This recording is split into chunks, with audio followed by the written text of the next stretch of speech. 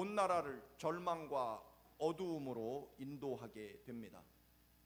이런 어두움의 상황 속에서 하나님은 장차 한 왕이 진리와 공의로 다스리는 그런 좋은 왕이 나타나서 이 유다를 통치하게 될 것을 예언하게 됩니다.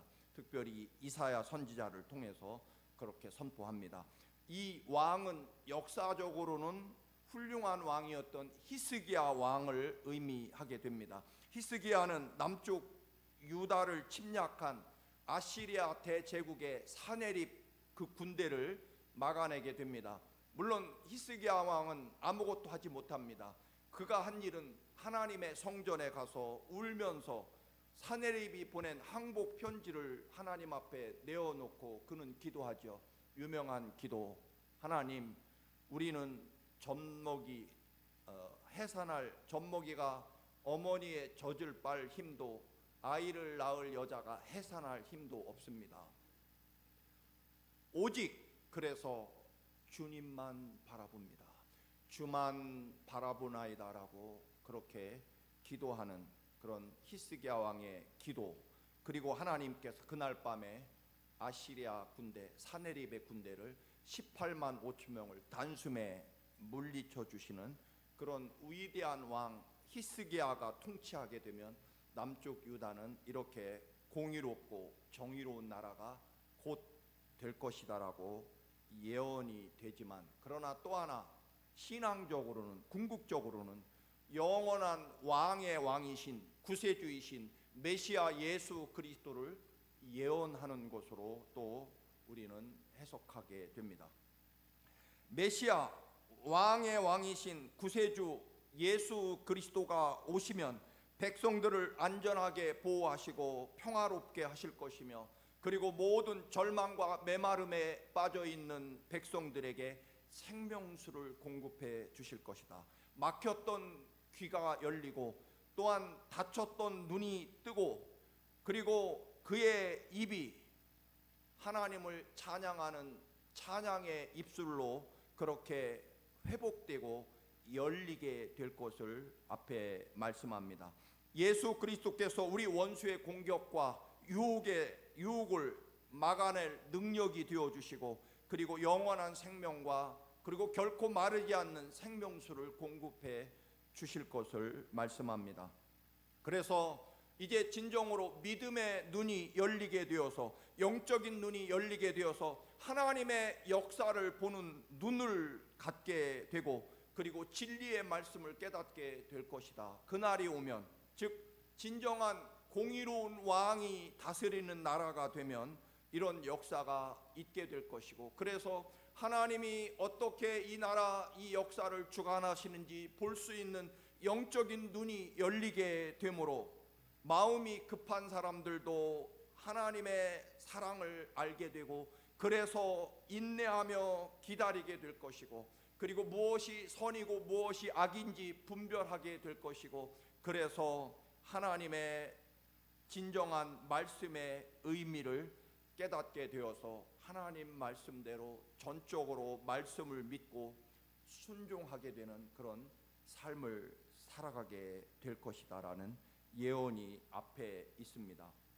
그런데 그런 정말 위대하고 공의로운 왕이, 즉 하나님의 아들이신 예수 그리스도가 이 땅에 오셔서 이 나라를 통치하게 될지라도 꼭 여전히 어리석은 자가 있다. 오늘 5절에 그렇게 말씀합니다. 6절에도 말씀합니다. 어리석은 자가 있기 마련이다.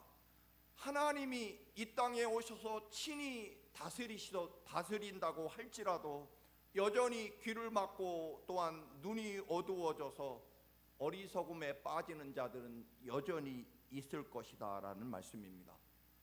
어리석은 자라고 하는 것은 배움이 부족하거나 혹은 지능이 부족하다는 그런 뜻이 절대로 아닙니다. 하나님의 말씀 안에서 어리석은 자는 하나님이 없다라고 생각하는 자, 오히려 세상적으로는 지식과 또는 경험이 많아서 하나님이 어디 있느냐라고 말하는 자야말로 세상에서 가장 미련하고 어리석은 자와 같다. 그렇게 성경은 말씀합니다. 그래서 시편 14편 1절과 3절의 말씀을 봅니다.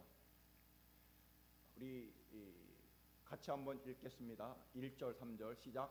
어리석은 자는 그의 마음에 이르기를 하나님이 없다 하는도다. 그들은 부패하고 그 행실이 가증하니 선을 행하는 자가 없도다. 다 치우쳐 함께 더러운 자가 되고 선을 행하는 자가 없으니 하나도 없도다라고 말합니다. 즉 성경에서 어리석은 자는 지혜가 가득하고 지식이 많은 부족한 사람이 아니라 하나님이 없다라고 생각하는 자가 성경에서는 가장 바보 같고 어리석은 자다. 하나님이 없다고 생각하다 보니까 그들이 마음 먹고 행동하는 모든 것들이 부패하고 악한 계획과 행동뿐이다 라고 그렇게 말합니다. 하나님을 부정하고 스스로 설 수 있다라고 주장하기 때문에 그들은 결코 영혼과 삶의 문제를 해결할 수 없게 된다. 여러분, 하나님이 이 세상 우주 만물을 창조하십니다. 그리고 우리들을 하나님의 형상대로 지으시죠. 여러분, 우리는 생물학적으로는 동물에 속하죠. 동물에 속합니다. 동물 중에 보면 우리 인간보다 몇 배나 빠르게 뛰는 동물은 얼마든지 있고요. 우리의 시력보다 몇 배 뛰어난 그런 시력을 가진 동물들도 얼마든지 있습니다. 또 우리가 듣지 못하고 느끼지 못하는 그런 흐름이나 또는 소리를 예민하게 듣는 동물들도 얼마든지 있습니다. 어떻게 보면 사람이야말로 가장 무능한 동물 중에 하나일 것입니다. 그런데 우리가 존귀하고 거룩한 자가 되는 이유는 딱 한 가지입니다. 하나님께서 우리를 창조하실 때 하나님의 형상을 담도록 만드셨고요. 그리고 우리 속에는 유일하게 우리는 다 죽으면 동물과 같이 다 땅에 묻혀 흙으로 돌아가게 됩니다. 그런데 우리가 다른 점은 우리의 영은 하나님이 부어주셔서 우리의 삶 속에 하나님의 영이 우리 인간에게 들어있기 때문에 우리 인간은 존귀하고 거룩한 자다라고 하는 것입니다. 그런데 어찌 하나님이 없다라고 하는 인간이 그 인간이 지혜로울 수 있겠느냐? 근본적으로 여러분, 부모 없이 존재하는 자녀가 없는 것처럼 하나님 없다고 생각하는 사람이 사람으로 온전히 설 수 없다 하는 것입니다. 그런데 오늘 본문에 존귀한 자가 8절에 기록하고 있습니다. 존귀한 자, 대단히 중요한 구절입니다. 우리 함께 8절 다시 한번 뜻을 생각하며 우리 한번 마음에 담고 한번 다시 봉독합니다. 시작. 존귀한 자는 존귀한 일을 계획하나니 그는 항상 존귀한 일에 서리라. 존귀한 자는 존귀한 일을 계획하나니 그는 항상 존귀한 일에 서 있다. 생각하는 것이 늘 존귀한 것이고 계획하는 것이 늘 존귀한 계획을 세우고 그리고 그가 하는 일은 언제나 존귀함 속에 있다라는 말입니다. 존귀한다. 아까 어리석은 자와 정반대의 개념이 될 것입니다. 여러분, 말씀드린 대로 우리가 왜 존귀한 자입니까?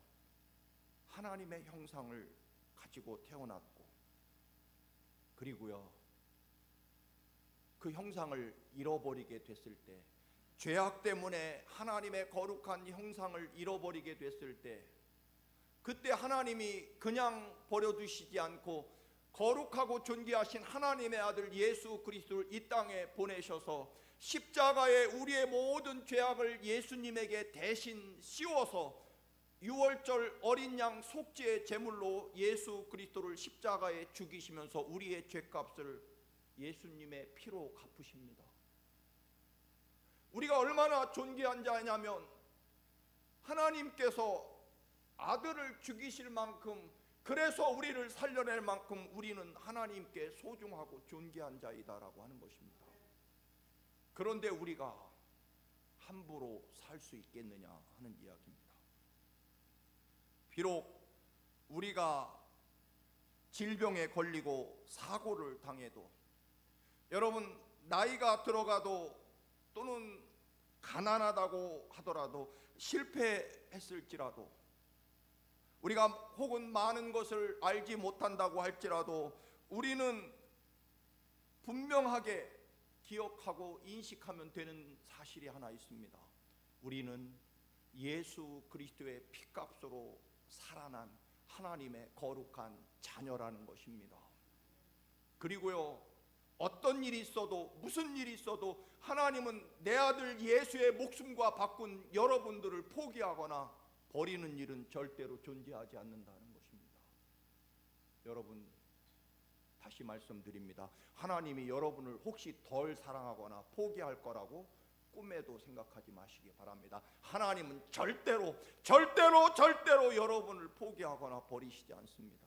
떠나는 것은 혹시 여러분일지라도요. 그렇게 우리는 존귀한 사람들입니다. 아들 피값을 주고 살려낼 만큼 귀한 존재라는 것입니다. 그렇기 때문에 오늘 이제 주님이 다스리는 그 나라가 됐을 때 우리는 그 거룩한 존귀함을 가지고 존재하는 우리들이 어떻게 살아야 되느냐? 존귀한 자는 그래서 언제나 존귀한 계획을 세우고 존귀한 일을 하고, 즉 존귀한 편에 서 있고 존귀하게 생각하고 존귀하게 말하고 그리고 존귀하게 선택하고 존귀하게 생각하고 존귀하게 행동한다 하는 것입니다. 어떻게 하나님이 우리를 살려내셨는데 우리가 함부로 살 수 없다, 그런 이야기입니다.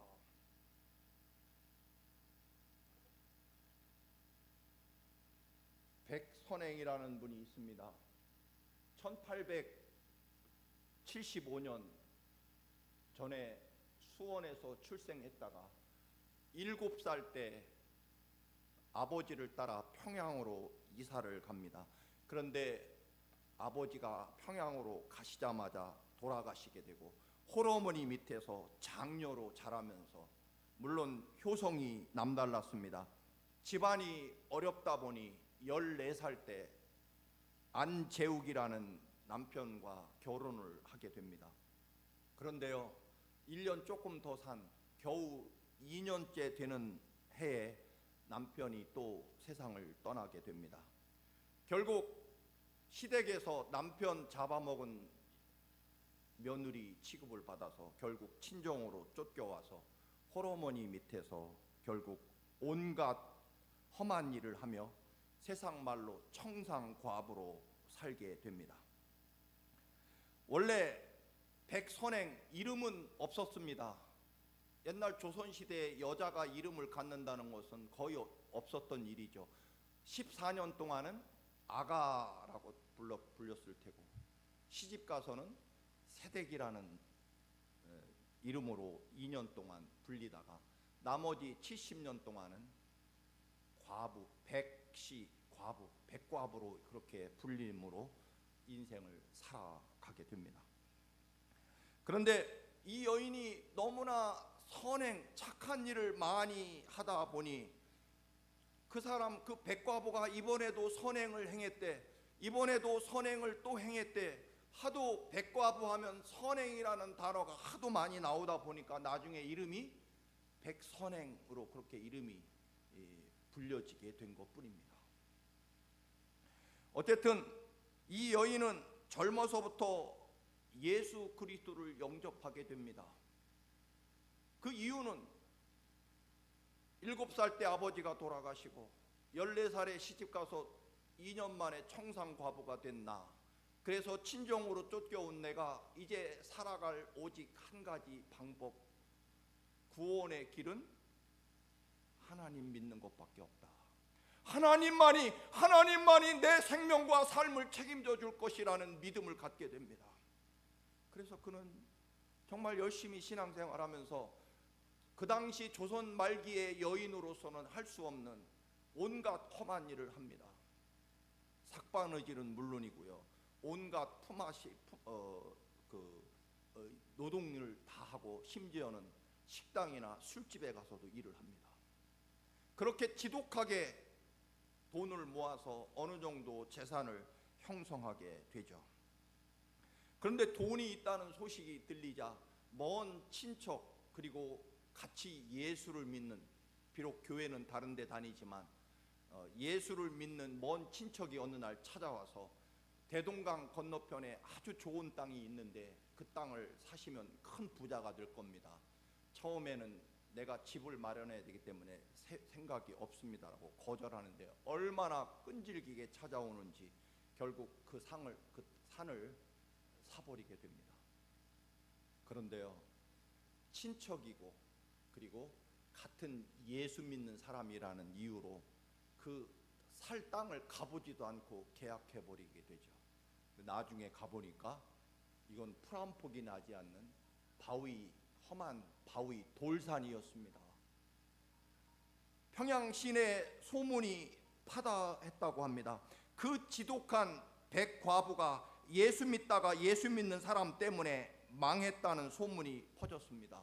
그런데 이 백선행 이 여인은 이 철저하게 사기당하고 나서도 그는 그 입에서는 하나님 감사합니다. 그 감사의 이유가 두 가지입니다. 하나는요, 예수 믿는 사람에게 그래도 사기당해서 감사합니다. 또 하나는요, 그래도 제가 사기당해서 감사합니다. 다른 사람이 사기당하지 않고 감사합니다. 원래는 그렇게 억척스럽게 그 조선 말기에 여인의 몸으로 그런 재산을 모을 때는 온갖 손가락질과 조롱과 멸시, 근데 그 돈을 다 날려버렸으니 세상 말로 피눈물이 나고 아마 칼을 품고 그 사기친 사람을 찾아갈 일이 아니겠습니까? 그리고 내가 하나님밖에 믿을 데가 없어서 하나님을 열심히 믿었는데 이게 무엇입니까? 그러나 여러분, 결과적으로는 어떻게 됩니까? 일제가 이제 조선을 침략해서 식민지로 삼아서 조선 땅에 세멘트 공장을 세우기로 일본인 오노다라는 사람이 평양에 제일 먼저 세멘트 공장을 세우게 되는데, 세멘트 원료는 석회 바위가 있어야 되는 거죠. 그 석회암을 깨뜨려서 세멘트를 만들어냅니다. 보니까 당연히 누구 산? 이 백과부가 산 산이 온갖 석회석으로 가득 덮여있는 산이었습니다. 당연히 찾아가서 산을 파십시오. 그때 이 백과부는 말합니다. 아닙니다. 제가 사기당한 산을, 돌산을, 쓸모없는 산을 어떻게 당신에게 팔 수 있겠습니까? 사기는 저 혼자 당하는 것으로 끝나야지 이 산을 팔 수 없습니다. 이 오노다라는 일본 세멘트 공장 사장은 더 돈을 비싸게 요구하는 줄로 알고 결국은 나중에는 20배, 산 가격의 20배로 산을 사게 됩니다. 하루아침에 평양에서 제일 부자가 됐죠. 얘기가 여기서 끝나는 게 아닙니다. 이 백선행이라는 분은요, 그 시대, 그 조선시대 말기에 하나님, 갑자기 제가 평양에서 제일 부자가 되었습니다. 근데 이거는요, 제 노력으로 이루어진 부가 아니기 때문에 하나님 것입니다. 제 모든 재산을 조국과 하나님께 드리겠습니다.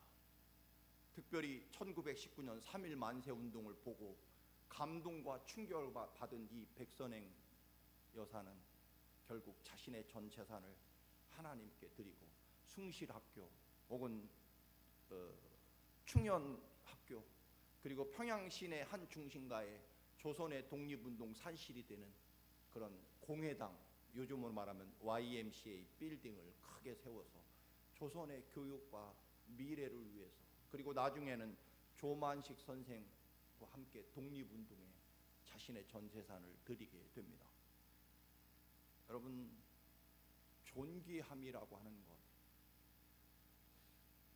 거룩함이라고 하는 것이 무엇인지를 우리가 잘 보여줍니다. 여러분, 존귀한 사람은요, 존귀하게 거룩하게 말을 하는 사람입니다. 하나님을 믿는 사람들은요, 언제나 존귀하고 거룩하게 말해야 됩니다. 왜냐하면 말대로 되기 때문입니다. 하나님의 귀에 들린 대로 응답하기 때문입니다. 존귀한 사람은요, 생각이 언제나 계획이 존귀해야 됩니다. 존귀한 사람은요, 언제나 그의 선택이 존귀하게 선택해야 됩니다. 그리고 존귀한 사람은 언제나 그가 하는 일이 존귀한 일이 되어야 됩니다. 그런데 존귀하다는 일은 똑똑하고 배움이 많다, 그런 얘기가 아닙니다. 여기서 존귀하다는 것은 존귀하고 거룩하신 하나님의 은혜 안에서 살아간다는 의미입니다. 은혜 때문에 은혜로 말하고 은혜로 선택하고 은혜로 계획하고 하나님이 내게 주신 그 놀라운 사랑과 은혜 때문에 내가 살아가는 거죠. 그게 존귀하고 거룩하신 하나님의 은혜 안에서 이루어지는 것입니다. 평생 세상 말로 개처럼 모은 재산을 예수 믿는 친척에게 다 날렸습니다. 어떻게 모은 재산인데. 그런데 이 여인은 존귀하게 말합니다. 하나님, 모르지만 감사합니다. 하나님의 은혜와 인도하심 안에 있습니다. 내가 사기당해서 다행이고 예수 믿는 사람에게 사기당해서 그래도 다행입니다. 그가 엄청난 돈을 받고 산을 팔 기회가 왔을 때에도 내가 사기당한 산을 누구에게 넘길 수 있겠습니까? 사기당한 것은 저까지만, 저 하나로 끝나야 됩니다. 그 아름답고 존귀한 말과 존귀한 마음, 존귀한 배려, 이 모든 일들은 결국 그의 영혼과 삶 안에 그의 생각과 마음과 계획을 지배하는 분이 하나님의 은혜이기 때문에 그렇습니다. 사람의 생각과 계획과 이익에 따라서 판단한다면, 산다는 땅이 있으면 얼른 팔아야죠. 피눈물 흘리며 모은 재산 하루아침에 다 날리게 됐으니 너 죽고 나 죽자 그래야죠. 아니면 내가 죽는 날까지, 눈에 흙이 들어가는 날까지 이 원한은 내가 잊지 않을 것이다, 그래야 맞는 거죠. 존귀하지 않다면 그렇습니다.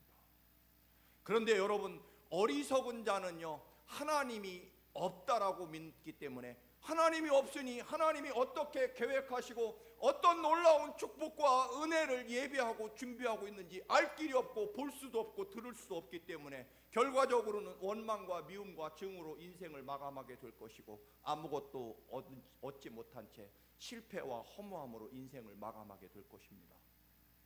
아마 잘하면 너 죽고 나 죽자 성공할지 모릅니다.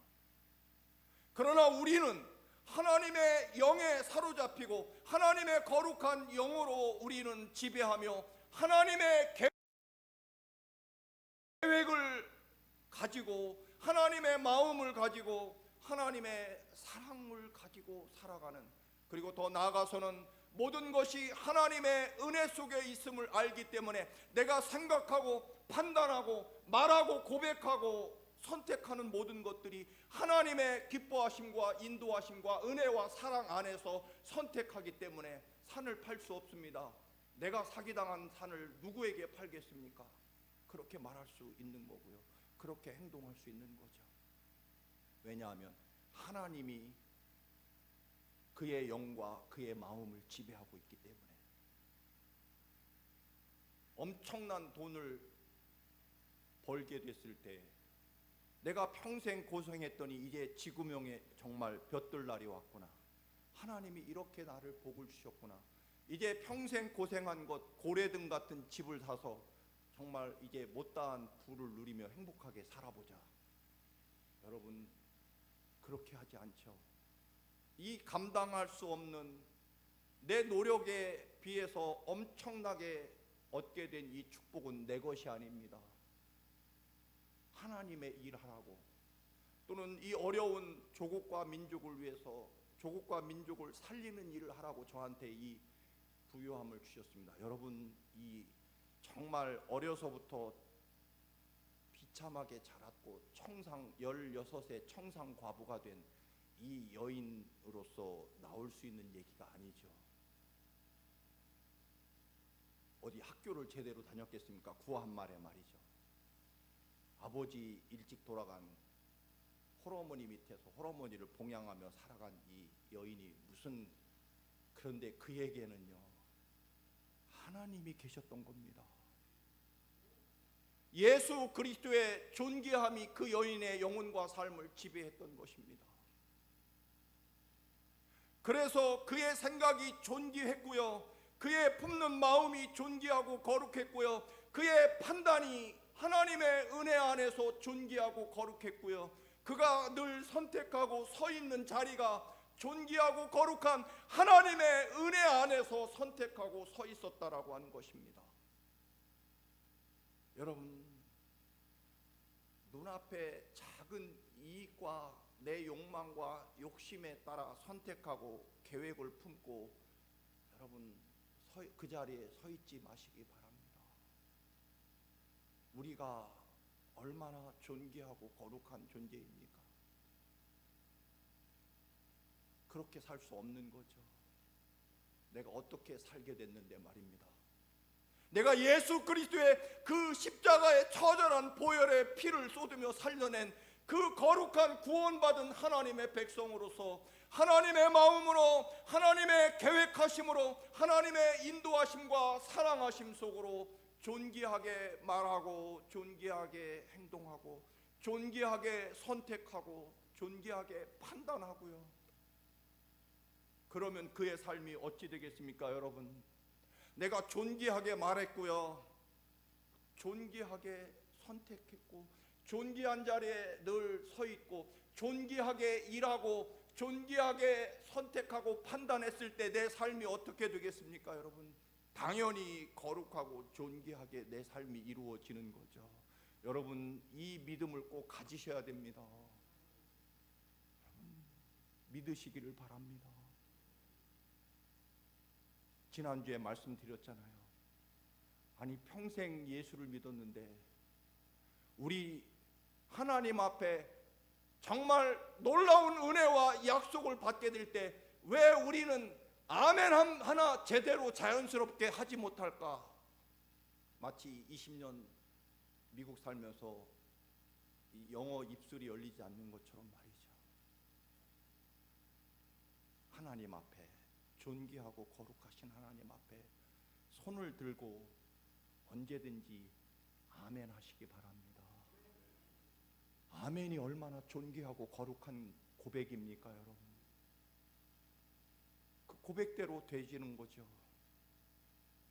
존귀한 자는 계획하고 생각하는 일마다 존귀하게 되고요, 존귀한 자는 그가 하는 일마다 존귀한 일을 하게 되고, 그러므로 그의 삶은 하나님의 역사와 인도하심 속에 존귀하고 거룩한 삶을 살아가게 된다는 것입니다.